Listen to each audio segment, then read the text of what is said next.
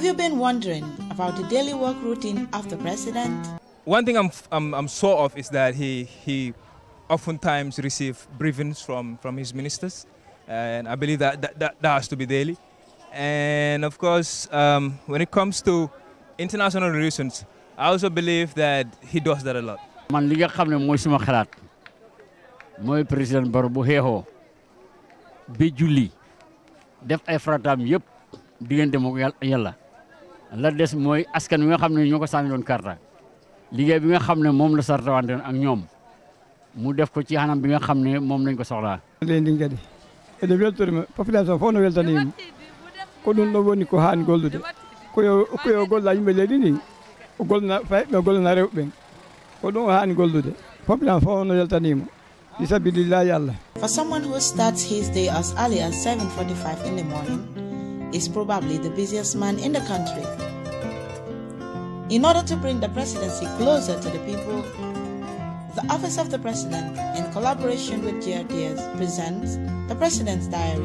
Hello viewers, and welcome to another exciting edition of the President's Diary. In this edition, we'll take a look at the historic visit of Their Royal Highnesses, Prince of Wales and the Duchess of Cornwall to the Gambia, and what this visit means to the Gambia-Commonwealth ties. We'll also look at the launching of the much-anticipated Truth, Reconciliation and Reparation Commission, commonly known as the TRRC, where the President delivered a powerful message of hope for the victims of human rights abuses in the former regime. Also coming up is the President's surprise tour of Banjul, where he inspected roads and sewage systems. We'll also look at his high-level meeting with members of the United Nations and ECOWAS, who were at his office to present a report on the state of small weapons and arms in the country. For these and many more, please stay tuned. My name is Mfalli Fadera. And I am Zainab Fall. Thanks for joining us. The Gambia's relationship with the Commonwealth dates as far back as the independence era. Historians describe the Gambia as one of the founding members and key sustainers of the Commonwealth community.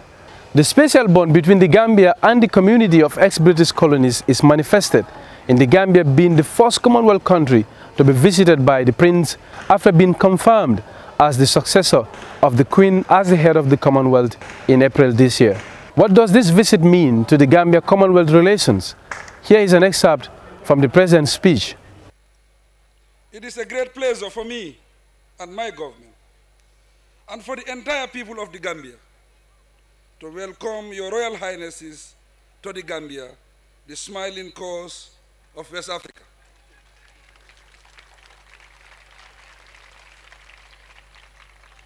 We are truly honored by this visit, especially as your Royal Highnesses choose to come to the Gambia before anywhere else. The recent decision by the Gambia to rejoin the Commonwealth is ample testimony of my government's readiness to enhance international cooperation.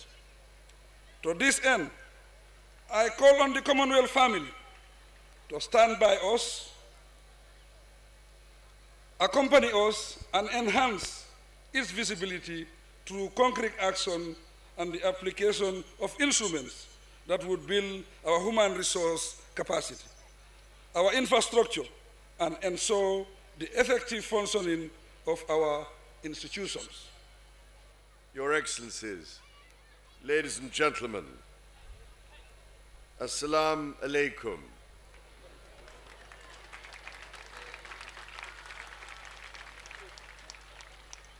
Na nyen def.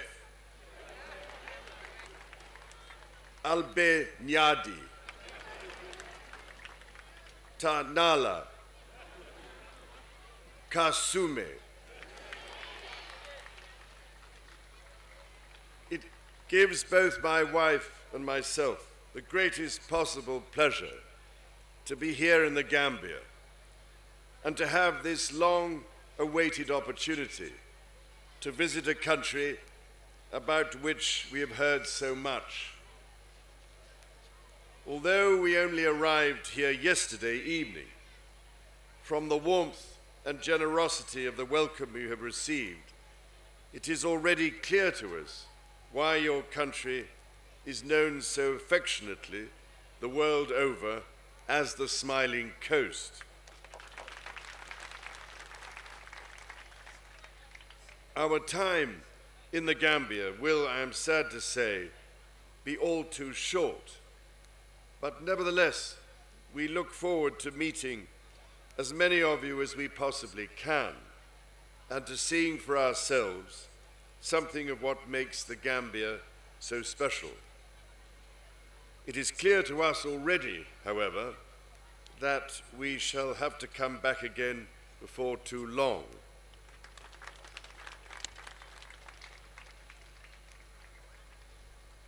Our visit is an opportunity to celebrate the bonds of friendship between the United Kingdom and the Gambia, the myriad connections between our people, and the many areas in which our two countries cooperate.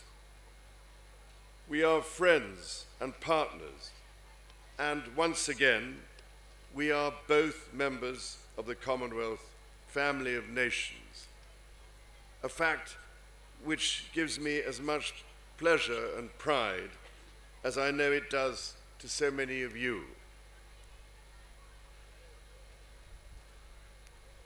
I was delighted to join Her Majesty the Queen in welcoming you, Mr. President, to London in April this year for the Commonwealth Heads of Government meeting, and in so doing, to welcome all Gambians back into the Commonwealth.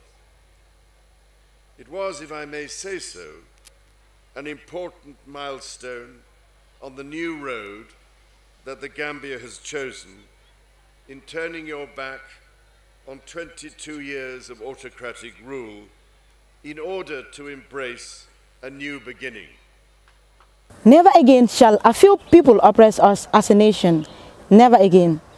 These were the words of President Adama Barrow as he officially launched and presided over the swearing-in ceremony of the Truth, Reconciliation and Reparations Commission, the body tasked to investigate and establish what he called an impartial historical record of the nature, causes and extent of violations and abuses of human rights committed from July 1994 to January 2017. Here is an excerpt of the President's statement. Gambians had for far too long suffered under a repressive regime. A regime that failed its social contract with the citizens, and in doing so, oppressed the very people it swore to serve and protect. As a consequence, the TRRC was born out of the aspirations of a people who decided that they want a society where truth and justice prevail. This commission is the outcome of the dreams of a people united in their wish for a better future. A future free of oppression, persecution, and tyranny.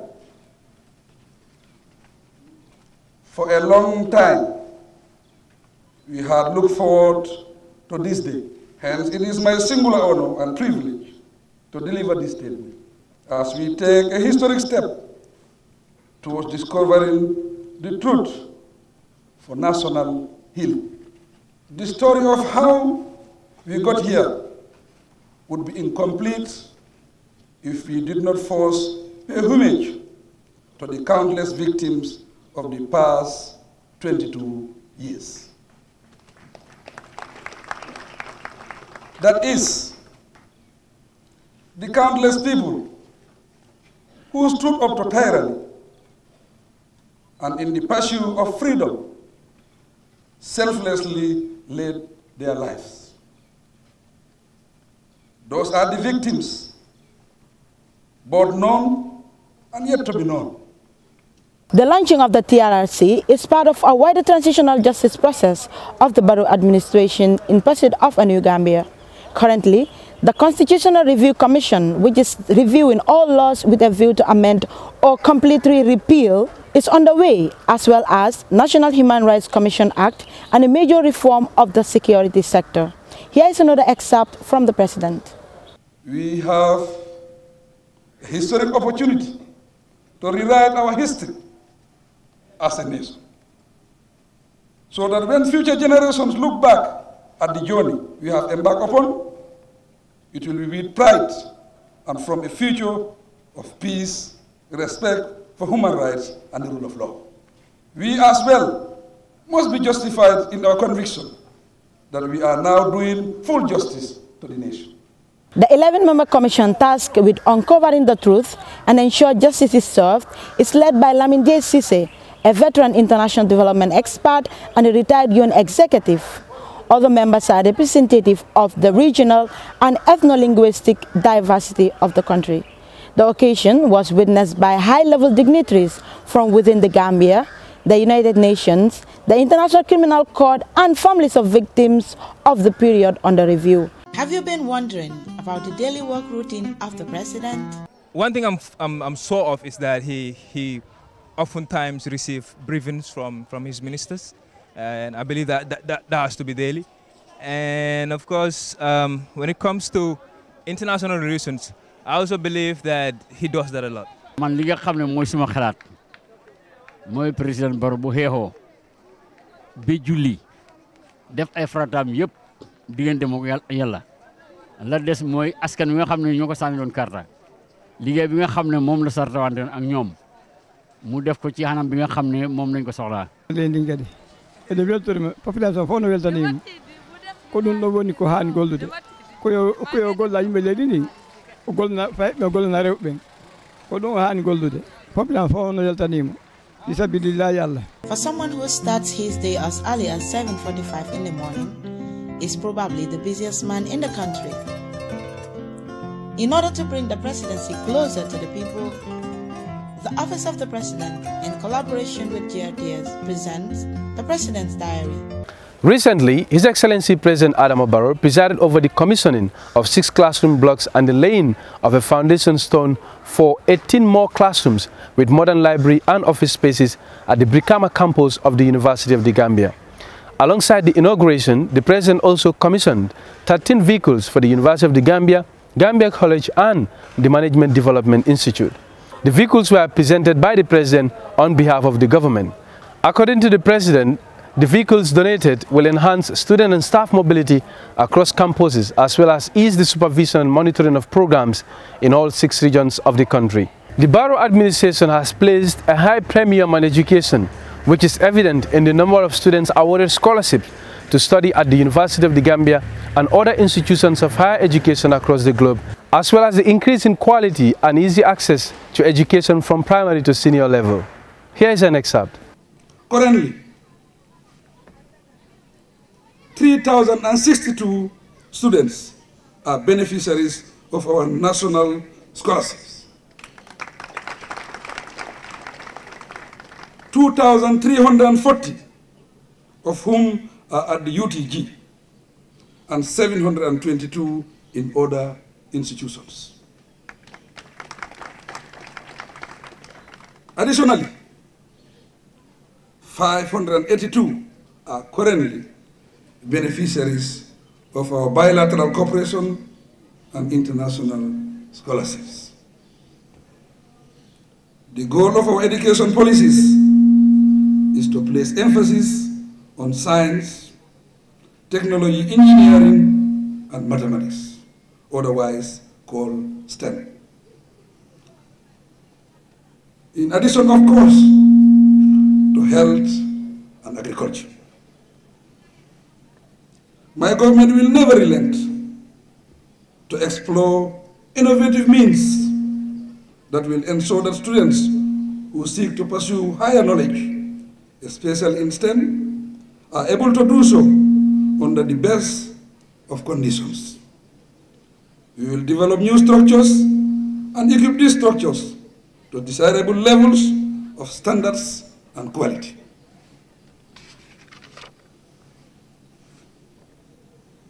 We will also expand scholarship programs to be accessed by staff and faculty of the public institutions to enhance their performance and output.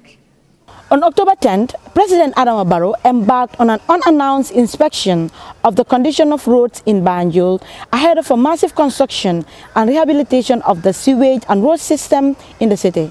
Speaking at the OAU Boulevard, where the tour begins, the president said it is part of the massive overhaul plans of the city, while revealing that the funds for the project is already secured.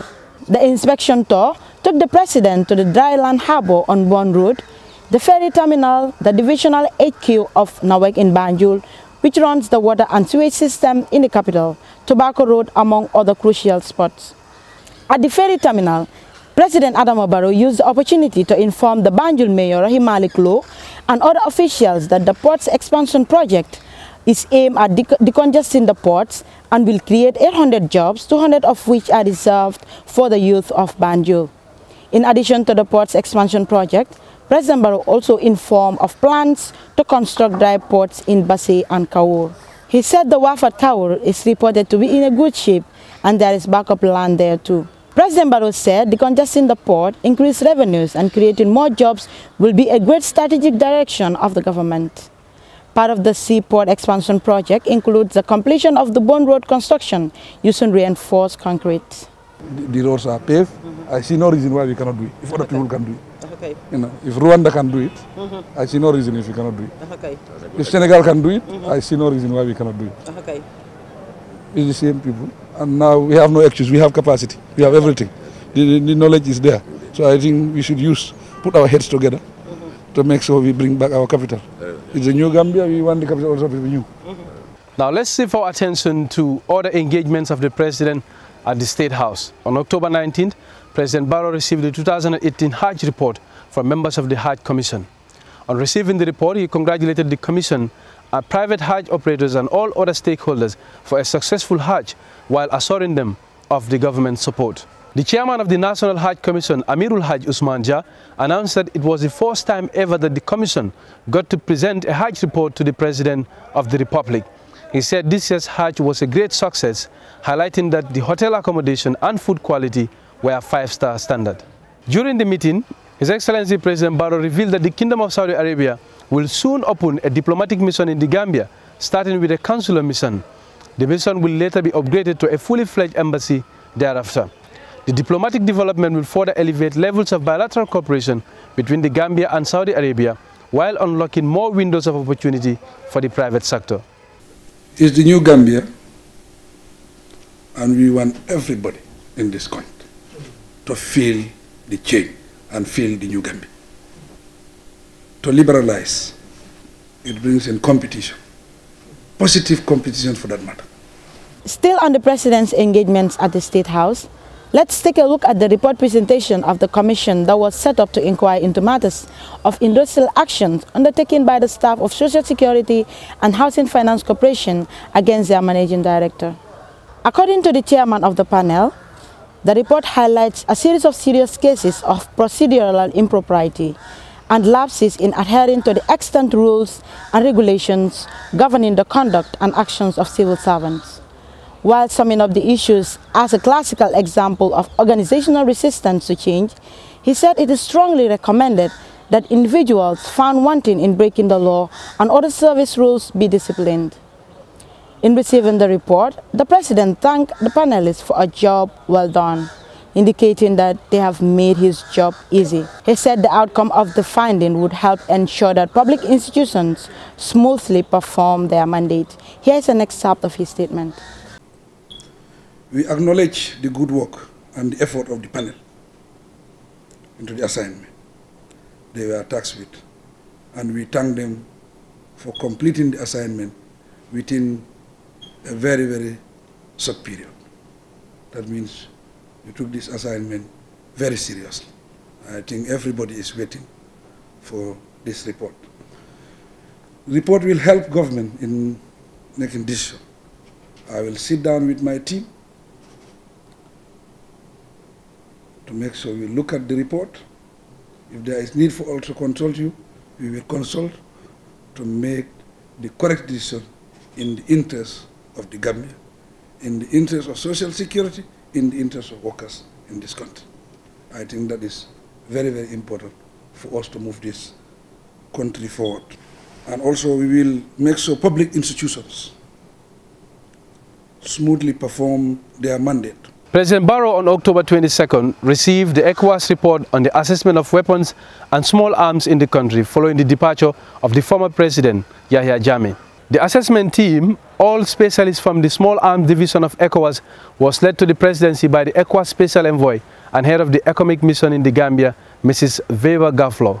Speaking to the State House press corps after the presentation, Mrs. Vaba Gaflo explained that the exercise was conducted to take stock of the status and situation of weapons and ammunition in the Gambia after the former president left. The Interior Minister Ibrahim Mbalo explained that it is a step in the right direction for the ongoing security sector reform in the country. According to officials, other organizations that took part in the exercise, in addition to the Small Arms Division of ECOWAS, were the Mining Action Group, Bomb International Center, the Defense and Security Advisor of ECOWAS to the Gambia, and the commander of the ECOWAS mission in the country. In a separate engagement, President Adama Barrow in the second week of October received in audience the top echelon of the United Nations, led by the Special Representative of the UN Secretary General for West Africa and the Sahel, Dr. Mohamed Ibn Chambers, who has reaffirmed their unreserved support for the President and to stand by his government to successfully carry out institutional and governance reforms being undertaken. You can continue to count on the support. Right from the top, the Secretary General himself, and we are there with you, on your side, behind you, in support of your efforts to build the new Gambia. And with the PBC, you have friends there, friends in the chairman, friends in the entire membership. The Peace Building Support Office at your full disposal to ensure that whatever is pledged is delivered on. Dr. Chambers continued to say that the high-level UN representation at the launching of the TRRC shows that the international body is committed to supporting the democratic change being carried out, including the ongoing reforms in the security sector. The UN team was accompanied by the Minister of Foreign Affairs, Dr. Mamadou Tangara, who was praised by the visiting delegation as a widely respected diplomat at the UN level. The team comprised of the Assistant SG of Peace Building, Mr. Oscar Fernandez Teranco, the current chairperson of the UN Peace Building Commission, Ambassador Ayon Jinga, among other senior UN officials at both the national and regional levels. The latest diplomat to visit President Adama Barrow at the State House is His Excellency Christophe Bigot, Ambassador of France to Senegal, who also oversees the Gambia. The delegation was at the presidency to highlight France's willingness to support the Barrow government, particularly in the area of agricultural mechanization, among others. During a closed-door meeting, President Barrow lauded the initiative and emphasized that value addition in agricultural production through commercial farming will greatly contribute to food security in the Gambia. While commending the Macron government for its generous support to his government since inception, President Barrow expressed deep appreciation to the visit as well as the recent approval for the Gambia to hold an observer status in the International Organization of the Francophonie. Speaking to the State House press shortly after the audience with the President, Ambassador Christophe Bigot described bilateral relations with Banjul as very strong, adding that France has been committed to supporting New Gambia from the very beginning. President Barrow made a very important visit to France. I think it was his first visit to Europe. And since then, we have been able to achieve quite some significant results. I would flag some of them. We have opened a diplomatic mission. It's on Atlantic Road, just in front of the water tank. We have now chargé d'affaires, Joël Godot, who has just arrived and who was previously ambassador to Liberia. We have committed 50 million euros of grant through l'Agence Française de Développement, or the French Development Agency. This was in Brussels, the 22nd of May, and this money will go to agriculture in the upper river region. It will go to urban water with NAWEC, and it will go also to budgetary support. We have also worked on other issues. I will flag some of them. We are building currently a new French school. I visited the construction. It's quite impressive, and it will open. France has pledged 50 million euros grant towards agricultural development and urban water supply expansion in the Gambia during the Gambia conference in Brussels in May. To wrap up this edition of the President's Diary, let's take a look at the President's meeting with district chiefs from all the 5 regions of the country. The meeting, which took place at the request of the local traditional leaders, provided an opportunity for the head of state to hear firsthand from the district chiefs about their work and how they will collaborate with the central government to achieve the development aspirations of the president. On behalf of the visiting team, scores of speakers explained that they are the presidency to renew allegiance and commitment to the vision and development agenda of the Barrow government, vowing to contribute their quota to make sure that the National Development Plan 2018-2021 is a success for all. The president thanked them for the visit and promised to restore the dignity, respect and independence of the office of district chief. He reminded them of their primary responsibilities, among which is to promote the government's programs and policies, preserve and maintain the traditional and cultural heritage of their communities in an environment of peace and stability. President Barrow told the chiefs that his ultimate vision is to leave a good legacy that every Gambian can be proud of, one that wouldn't require the setting up of commissions of inquiry after his administration. He said the country is enjoying a lot of goodwill from the international community, and as a country we have to collectively mobilize and leverage on that spotlight for the benefit of all and sundry. Have you been wondering about the daily work routine of the president?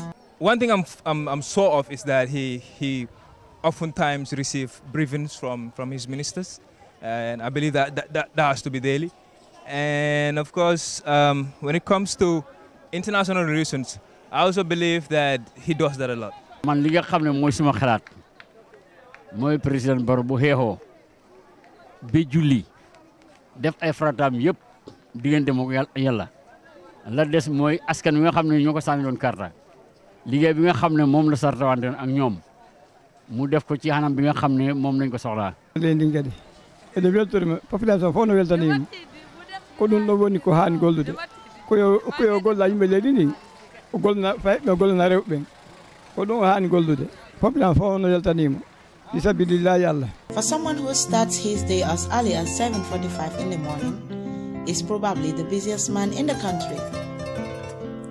In order to bring the presidency closer to the people, the Office of the President, in collaboration with GRTS, presents the President's Diary.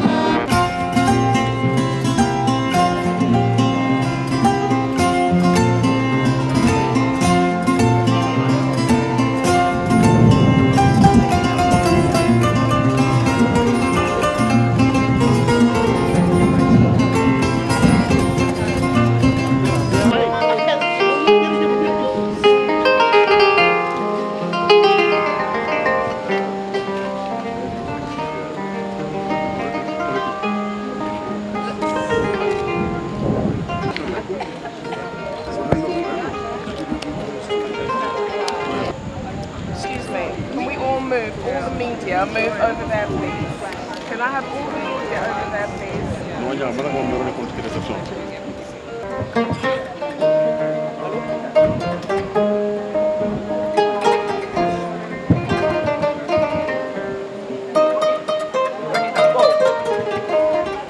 The University of the Gambia Choir will perform the award-winning Commonwealth song titled In All We Say and All We Do, a song about unity, shared goals among Commonwealth members, including the Gambia. The musical accompaniment for this song is the kora.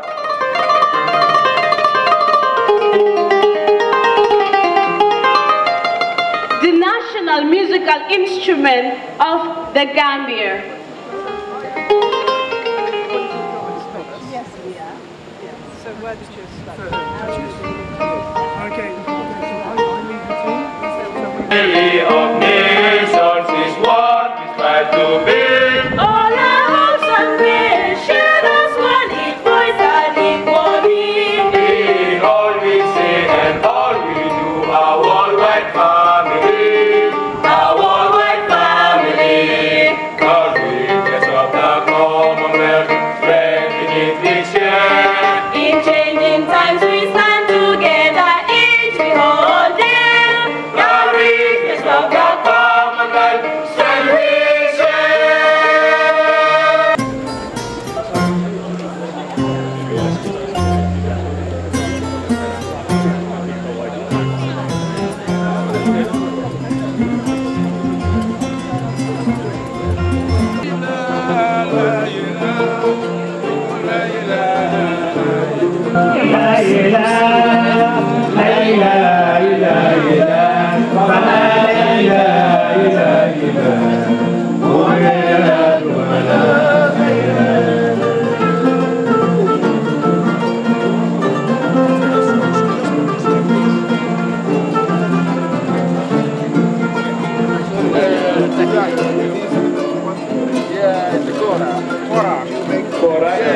Yes, we make these ourselves.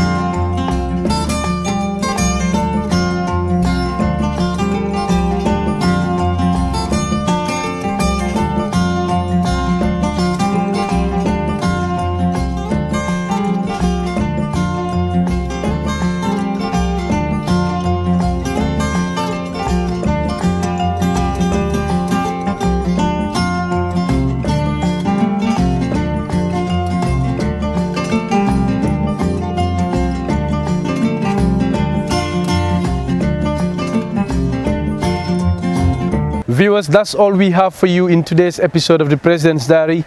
My name is Mfalli Fadera. Thank you for the pleasure of your company, viewers. Join us for the next exciting episode of the President's Diary.